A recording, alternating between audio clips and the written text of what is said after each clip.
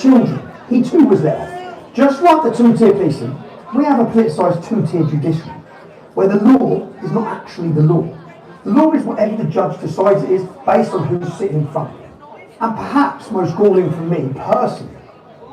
How are you feeling about the murder? Suck your mum's fun out. You've got no guilt. It's only guilt. It's only guilt, mate. It's only guilt. Back in 2018, I was in prison for reporting outside Leeds Crown Court at the end of a trial of now convicted child rapists. But watch this. We grant the extension of time in respect of the finding of contempt in Leeds Crown Court and allow the appeal against that finding for the detailed reasons set out in the judgment, essentially because the process was flawed. That's right. It was found to be an unlawful imprisonment.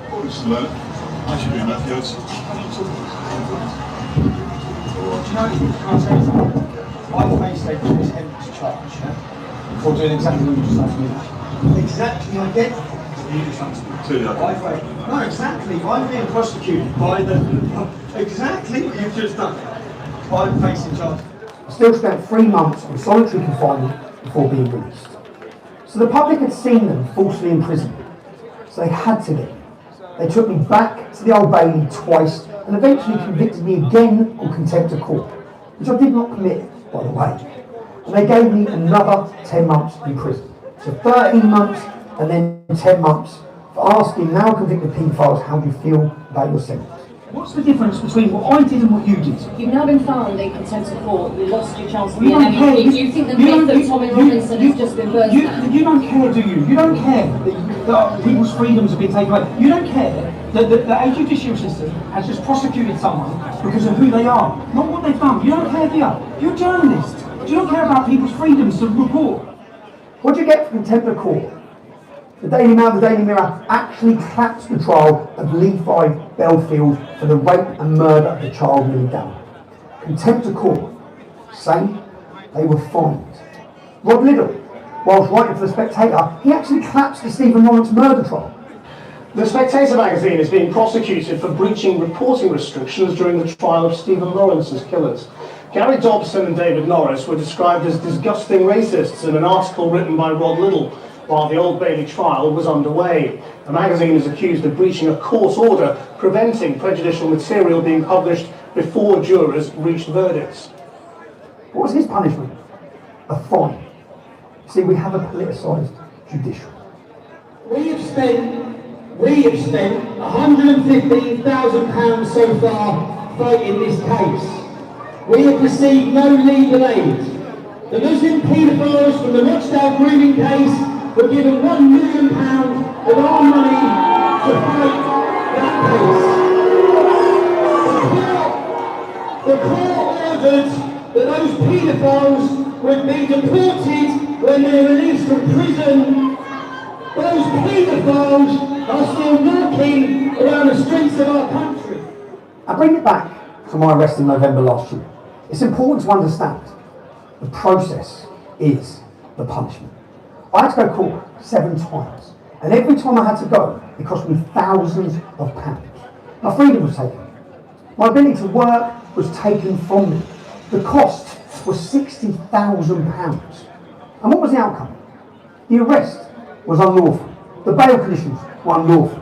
The entire thing was unlawful. Police officers lied in their statements, fabricated paperwork. They lost all their body-worn video footage. That's right, every police officer you see with a body camera, they all lost it. The dog ate my homework, Your Honour. So have we won? Or have they won? They physically attacked me, they pepper sprayed me, they banned me from my capital city for 6 months, they financially bleed me. The point I want people to understand is I've just said I've won, yeah? Have we won? Do we have freedom? For the last 6 months, I've been banned from entering my capital city. Whilst jihadists have took over our capital city week in, week out, with the grace of the police allowing them to, I've had my restrictions, my right to a family life. I even went to court to ask if I could take my children to the Christmas lights turn on, and I was refused that opportunity. For the last 6 months, I've had to go to a Muslim police officer and ask permission to come into my own capital city, of which one of the meetings was to interview a member of parliament. That Muslim police officer refused that request. That is a police state. That is not freedom. What's been ruled on is that the arrest was unlawful, pepper spray was unlawful. They arrested me on my daughter's birthday. Yeah? On my daughter's birthday, that's now unlawful. Their bail conditions are unlawful. This is about lawfare. The process is the punishment.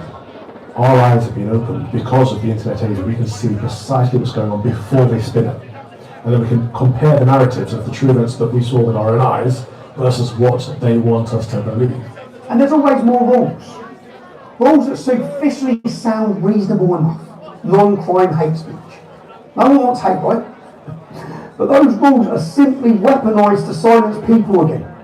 And the people with the wrong kind of views. In Russia last year, 400 people were arrested for things that they said on social media. 400 people in Russia. Obviously this country is very different. How many people do you think were arrested in Britain for things they said on social media last year? Go on. Take a guess. I've no idea. 3,300. Really? Arrested for what they said on social media? Much of this current obsession by the police with what we say and think, even in the privacy of our own homes, even on social media, even as banter amongst friends, is based on this thing called the Allport scale. Now, the Allport scale was written by a psychologist in the 1950s to show where genocide comes from. And he has a 5-step program, if you like, which begins with contrary speech.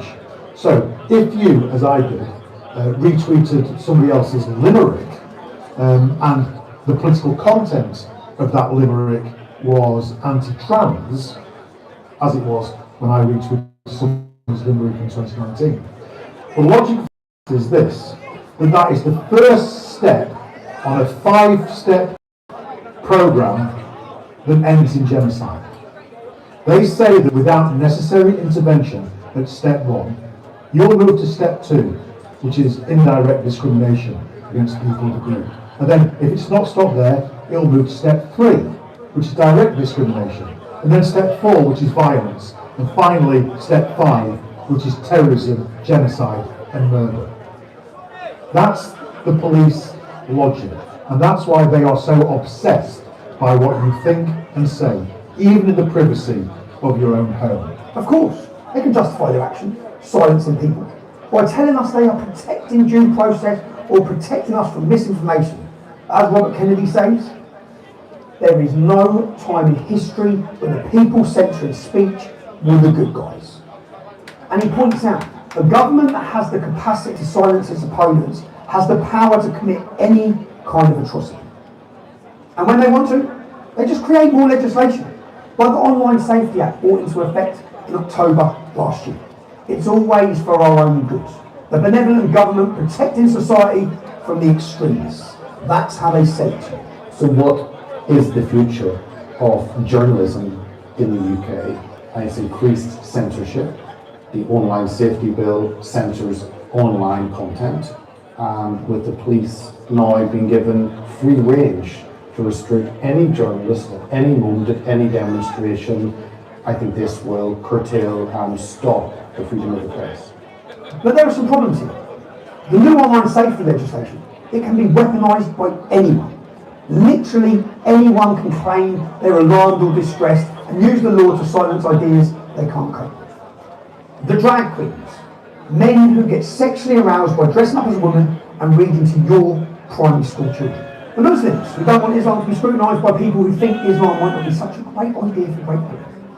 Any woman who doesn't think a man can become a woman by just wishing it. And if you want to see how much distress you can cause Generation Z, by simply saying there's two genders.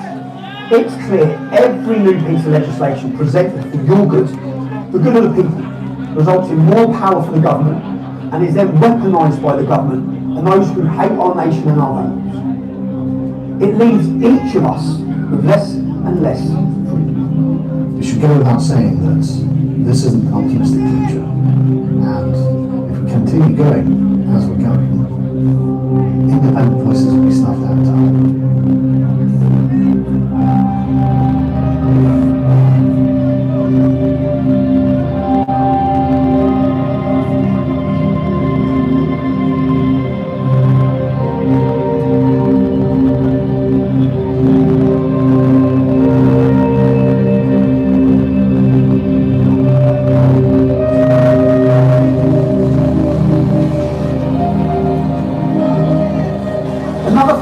straight out the communist totalitarian playbook is the use of security services to spy on its own citizens. Russia's KGB, East Germany's Stasi, Romania's secure state, they were all at it, spying on their own citizens on an industrial scale. And rather close to home, before Elon Musk rescued Twitter, the Twitter files revealed how the oxymoronically named Democratic Party had staffed it with FBI agents with the power to read the private messages of whoever they wanted. Now, journalists working with Twitter claims the FBI paid the social network money and at the same time pressured Twitter about its content. Yeah, that's Meanwhile, Elon Musk's newest Twitter file showing how cozy the relationship was between the FBI and Twitter right before he took over. Journalist Matt Taibbi's thread showing that there were more than 150 emails. The FBI asks to remove 3 accounts. That gets forwarded to Twitter. Twitter immediately suspends the accounts. But more importantly, when there's a glitch and the accounts remain up, the FBI immediately writes back and says, "What's the deal? We just wrote to you. Why is it still up?" And do not think the security services intrusion isn't happening here in Great Britain. What are you doing? Show me some back in on. There's more. So what are you doing? Not anything to do. What are you doing? What do you think we're doing? I think you started doing me. Finish what? What are you doing? There is something. I know there's something. What are you doing?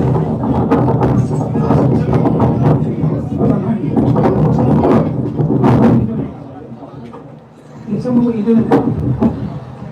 Because essentially I've got threats against me. I know. Yeah? So what are you doing? If I turn up, you're going to tell me what you're doing. Who's the back you go? Who's the back you go? You don't know. You don't know. Let me see who's the back you car. Tell me what you're doing in the house. I want to know what you're doing, bro. That's all I want to know is what you're doing. I've got police officers sat in a recording van. In the back of this van is a recording station. You're not standing, you're not going over. No, because what you're doing, I know what you're doing. I know what you're doing. I know what you're doing. They're sat in the back of their van, this is recording devices. The whole of this back thing, because he just opened it up and I got him out, the whole of this back thing is recording, where they're pointing there, because what this is has been a setup. These police officers setting me up. That was 2 men, one wearing a wig, from the security services, outside my house, in a van, with false plates on, and full of listening equipment. Not investigating the crime, but listening to see if they can find it. When did any of us vote this level of state intrusion?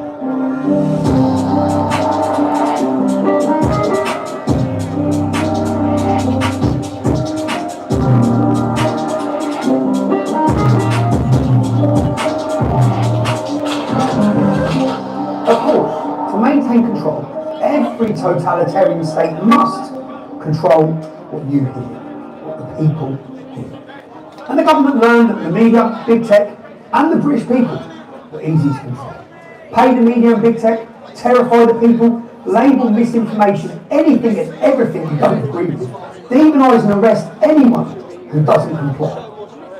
Just look how that works with COVID. The anti-vaxxers, dangerous obsessives. I don't want them sitting next to me in the theatre. I don't want them standing next to me at the theatre bar. I don't want them next to me or anywhere near me or even in the same carriage on the train. Frankly, if you're not vaccinated at the moment and you're eligible and you've got no health reason for not being vaccinated, you're not just irresponsible, I mean, you're an idiot. Welcome to BBC Verify. Like you said, we are a team of investigative journalists here at the BBC. We are also a new brand and we are a physical location above the newsroom in London. And the point of the team, as you said, is to verify video, to fact check, to counter disinformation and to analyse really complex stories so we can get to the truth of what's going on. And look what happens to independent journalists. Voice of Wales reporting a vaccine thing. We saw how the media were manipulating everything, and we saw a gap in the market for honest media, for truth, which is quite mad. So that's why we thought, well, let's just form our own media. You know, let's be the media. People in Wales aren't getting the truth. We can give it to them. With yourselves, if you faced opposition to your journalism Oh yeah. from the police, what can you be the worst example of this? Worst example would have to be Cumbrae, wouldn't it? It's absolutely Cumbrae. We went to report on, there was, the vaccine centres were, people were going to protect papers. We heard that this was going on. We went down to this one in Cumbrae. There was only 3 people there. We were separate from them. Yeah, and it was all calm. It was all nice. They went in. They were polite. They weren't aggressive at all. And it went on for about an hour. And then all of a sudden, a chief inspector turned up, Martin Speaker. And he turned up and inflated it, as he does. He knew we were there. We've got friends inside the cops who give us information and externally police officers. They said there's no way a chief inspector would have come down for 3 protesters. He's there for you, and that's what it was. He was absolutely there for us. He instructed people to leave. He said to leave the doorway. And he said, "Can you please, if you want to protest, can you please stand over there and designate the protest area, which is still on the land." We moved because we were just there filming, not involved, not engaged. We moved. One guy kind of refused to move, and the order was given to arrest everybody, and then that included us. Yeah, and that was after we'd shown them our press passes. At this moment in time, it's 1:32 when you are under arrest for aggravated trespassing. You don't have to say anything, but I may have your defence. If you do not mention one question simply which you later line in court, anything you do say may be given in evidence, okay? Okay, we're literally here filming them. We're media. We are literally media. We're not part of this group. We was informed that this was happening, so we came down. Right, okay. So the first charge that we had was aggravated trespass. Yeah. That's what they said. And then in the middle of the night it was changed to fraud. Fraud, 2 counts of fraud. And that then gave them permission to break into our homes. They took your car, they took tripods, they took microphones. Like, I don't know what a microphone is. Everything you do, you work with. Everything we do, work with. Correct. They let us go. Stan was my lift, we travelled up together, and I said, "Oh yeah, I'm just waiting for Stan." They said, "No, you're not waiting for Stan, your conditions are you're not allowed to be anywhere near Stan." So people understand, you're a double act. Yeah. Your journalism is a double act. Yeah. Your shows are a double act, you go everywhere together. Yeah. So you are the show. Yeah? Okay. And if you bail conditions, you're not allowed near each other. And then they said, right, okay, well, if you want to go for coffee or something with Stan, you can, but you can't do voice on reels. Which shows exactly what it was about. It was about your journalism. It's got nothing to do with Cluedo. No. So we got to court. They wheeled in all the police officers, 3 sergeants and the chief inspector, and they basically all perjured themselves. They said we were aggressive, we refused to leave the land. We were told numerous times to leave the land, which is what the trespass charge came from. When in fact, our argument was, well, no, we've got footage. And the footage says, if you would like to protest, please stand over there in a designated area. So we were invited to stay on that. If you wish to protest, you go stand over there with my colleagues. But the police officers all gave statements and evidence that lied. They totally lied. If you didn't have that SIM card, as journalists, you've gone to report something, you'd be in jail. All you need to do is look at the treatment that people like yourself get, people like we get, for simply talking about true things that are happening.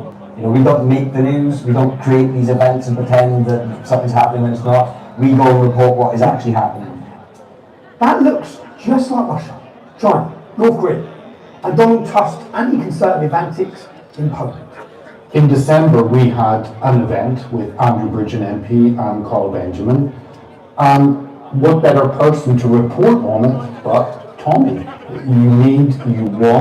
You rely on other journalists, other media outlets promoting what you're doing, discussing it. It was an event holding the line, challenge the narrative, looking at free speech. So I get a call from DC Shah, police officer, and he wants to know information about the event. He then goes away. I then get a message from Tommy to say he's been blocked or banned or not allowed. And I understand later that he needs to ask permission from a single police officer whether he's allowed to enter London and report on events. So it seems as though this individual police officer has absolute power to restrict Tommy as a journalist reporting on any event in London, and that power in the hands of a single individual should concern all of us. This should be a warning to all reporters, not just in Great Britain but across the Western world, because we do not have a freedom of press, never mind freedom of association. Look at what's happening in the United Kingdom. We've got this body, this regulatory body called Ofcom, who regulates broadcast media. They're being given new controls, new powers to regulate the internet as well. And it looks like they're an independent organisation, but of course they're not. They are an arm's length organisation of the government. They are controlled by the government, they are assigned by the government, therefore it is essentially the government who is regulating the media. Reporting across the Western world is fracturing very, very quickly, very, very suddenly. We've noticed that trust in the media is at an all-time low. The stats support that. All the legacy media are losing their income because they've not got the viewers, they haven't got the readers, because they're not reporting. They're seen by the public now of not reporting the news properly. But that just makes them more dependent on the support they're getting from big business and government. I've actually seen quite clearly the different type of treatments when it comes to someone like me when I'm reporting, and when they see someone like Chris Mason from BBC News. Even the facial expressions, even the way the body language changes is telling. The press, as we know, is very, very controlled. The mainstream media is hugely controlled. Journalists I've known for many years, and I won't name them, but I mean in Parliament, they won't talk to me anymore. And when they do, they will admit privately that if they printed my views on issues, they'd lose their jobs immediately, and it certainly wouldn't get covered. So we're not getting a balanced view of world events. We're getting a very biased view. That smacks of actually a totalitarian control where the state decides who is the news broadcasters and what the news is.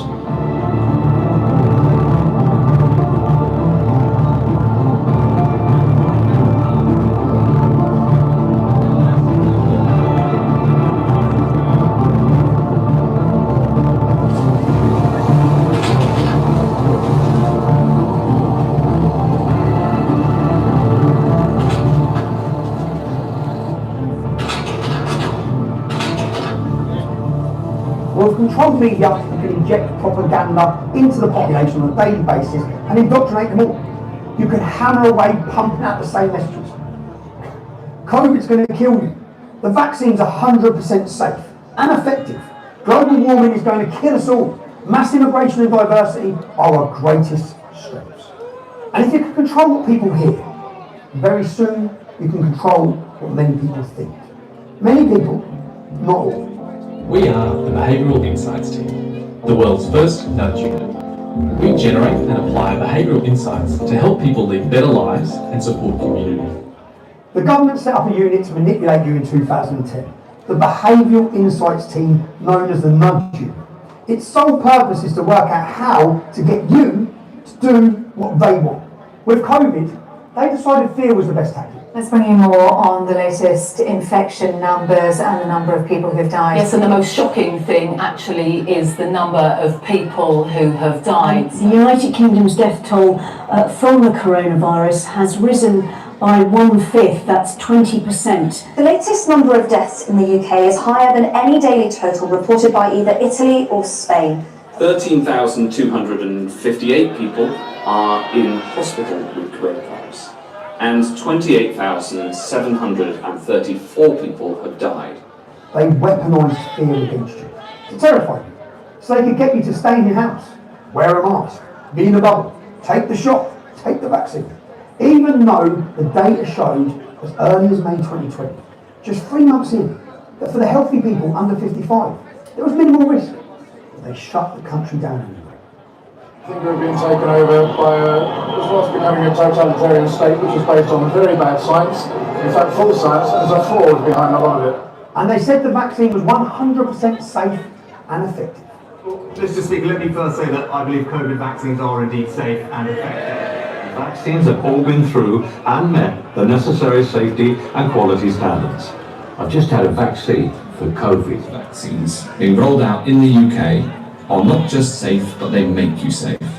They're saving lives and protecting people. It's not just your own life you'll be saving, it's other people's lives too. Trust the science and get on with it. This is a safe and effective vaccine. Except it wasn't. The media played along and only told one side of the story and shut down many respected scientists who did not agree with the approach and wanted to warn us about the possible COVID vaccine harm. But they didn't manage to silence everyone.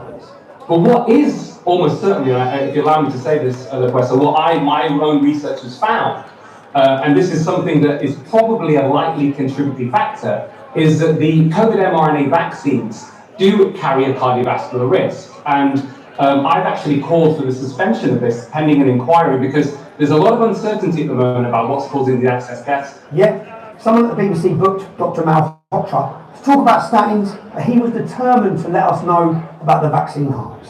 The all-party parliamentary group on the pandemic response heard about the terrible effects of weaponising fear. Have a read of The State of Fear by Laura Dodsworth. And of course, they kept hammering away about the danger of the far right. That's from the Prime Minister Rishi Sunak. He says this, I conclude rather unsurprisingly that there is a greater violent threat from the far right. Just would like to pick up on that point because MI5, 67% of terror attacks on their books since 2018 are Islamist attacks. 3/4 of all MI5 cases are from Islamists. The Backley Grammar School protest, that was on the far right. The anti-Semitism boom we've seen in Britain since October 7th, that was on the far right. David Amos was murdered, not by somebody from the far right. Mike Freer forced out of politics by an arson attack, that was on the far right. Just Stop Oil, presumably, they're not the far right. Fear again. Every announcement they make, the far right gets a special mention. Where are this far right? You know, the real fascists. Because by the government's own security services, they tell them that 90% of the people on the terror watch list, 90% are followers of Islam. That's 40,000 potential terrorists they would know about. Not to mention the ones they don't know about. Are you scared? You're I'm not scared. And all the undocumented illegal immigrants, but they have no idea where they are because they've done them up. The government has lost them. They have no idea how many of them are criminals, terrorists. We never hear about that. In 1943, the following directive was issued from party headquarters to all communists in the United States. It read, when certain obstructionists become too irritating, label them after suitable build-ups as fascist, or Nazi, or anti-Semitic, and use the prestige of anti-fascist and tolerance organizations to discredit them. In the public mind, constantly associate those who oppose us with those names which already have a bad smell. The association will, after enough repetition, become fact in the public mind. That's right. These tactics are nothing new. Of course, our leaders are frightened and clueless. They don't know what to do about the real threat of Islam.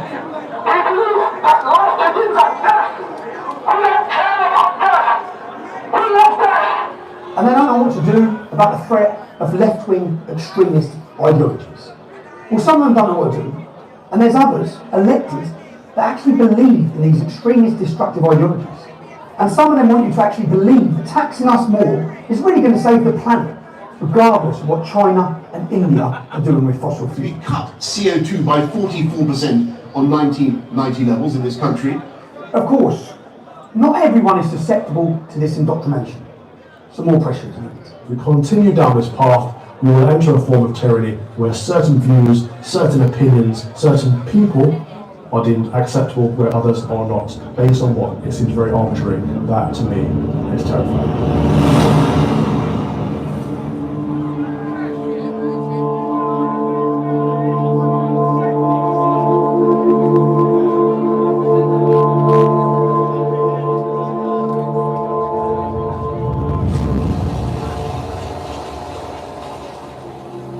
You see, another piece of the architecture of a totalitarian state is to use the citizens to turn out. After years of increasing social isolation, people retreat into the online world, building echo chambers, polarised, angry, faceless discourse. We were all potential fertile ground for mass formation. The stay-at-home mandates during the COVID madness was perhaps the last piece of this. And lonely, socially isolated individuals, often stuck in meaningless jobs, carrying the fear and anxiety of the monsters created by the state. In this case, the fear of COVID. Frustrated by ever-increasing restrictions on their freedoms and the destabilising effect of ever-changing rules. Or with the right nudging, they can be made to do pretty much anything. You may not come within 2 metres of me. I'm walking past you. You're a dickhead without a mask. You're a cunt putting People's lives at risk. Asked her to wear a fucking mask. Like seriously, woman who won't wear your mask, who don't wear your gloves, who don't practice social distancing. Wear your fucking mask. How else do you think people were made to come out on the streets, on their doorsteps, and clap for the NHS when their appointments and treatments were being cancelled? How else do you think the people were turning to zealots? They turned on those who did not believe. They turned on the people who would not comply. It happens when they, your neighbours, start breaking lockdown rules, with the police receiving 200,000 tip-offs. You see, people brainwashed during COVID. People only given one message, continuously given that message by controlled media. Lonely, socially isolated, frightened people. People who perhaps have little meaning in their jobs will take up the cause for the state. These people are desperate for meaning. They're desperate and they crave a master. They want to be told what to do, and they see forcing others to comply as their virtue.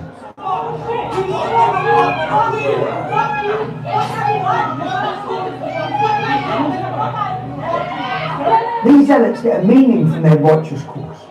They become part of a group. The antidote to the social isolation and the loneliness. But here's the problem. Just as the state manipulates increasingly lonely, socially isolated, anxious and frustrated people, with social media, others can do that too. Sometimes the government let it run. Extinction Rebellion, just stop oil. Why do they let it run?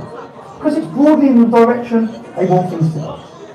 And sometimes they let it run because they're frightened to confront it, like the Black Lives Matter marches or the transgender movement, even though they know it's nonsense, it's dangerous. And sometimes they let it run for decades, as with Islam, incompatible with Western liberal democracy, because they're too frightened and too clueless to confront it.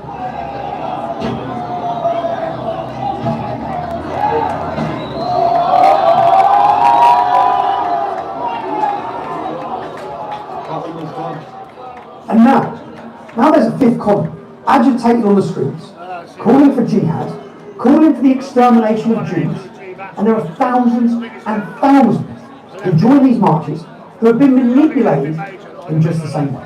I just noticed the signs that you got from the river to the sea, Palestine will be free. What does that mean? Well, it's quite self-explanatory. Well, it's a little bit more complicated now, isn't it? Because I guess what I mean is, how would that come about? What would happen to the Israelis, etc.? I don't know. I'm trying to think of how to word it. Isn't it just as self-explanatory as the area of land? It's Palestine's land. What are you guys out here protesting for? Why are you guys out here today? Speak to the organisers. Why can't I wanted to ask you though. About Israel. Why are we protesting here? I'm not either. I don't think it would be a good idea if we... Why are you guys protesting? Just to be a part of the cause. And what's the cause? I'm not the right person to talk to. So why are you guys protesting today? I don't want to talk to press, I'm sorry. I don't really want to talk. Why are you guys protesting here today? I don't want to do this, sorry. You know why you are protesting here today? Yes. And what is that reason?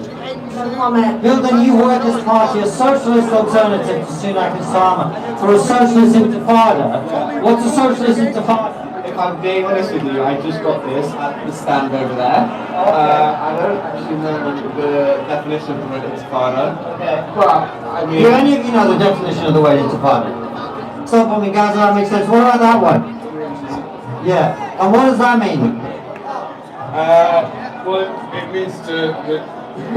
It's, I mean, I'm definitely not the person to talk to about this. The claimed cause is to stop a so-called genocide of Palestinians. Ladies and gentlemen, they can't name the river we have a or problem. the sea, but they march We're anyway. going to have to, They didn't I need to march sort for out the battery, millions the of Uyghur portable Muslims charger. being persecuted by But the Chinese. don't worry, there's going to There's be a no break answer. now. They didn't march We're going to release the actual film. I'm going to put it online, the on the link so you can sound. actually watch it because you can't really watch it right now. And they didn't march. They're going to take a break for the now hundreds for a of few thousands minutes. of Syrian We're going to come Muslims back. killed by I'm going Assad. to charge this. Because and then I'm no going to speak. response. So In this case, my speech has been people are marching. delayed. So they- It's not delayed. I started this early. majority of We'll them be know back nothing. in a few minutes. I grew up in Israel.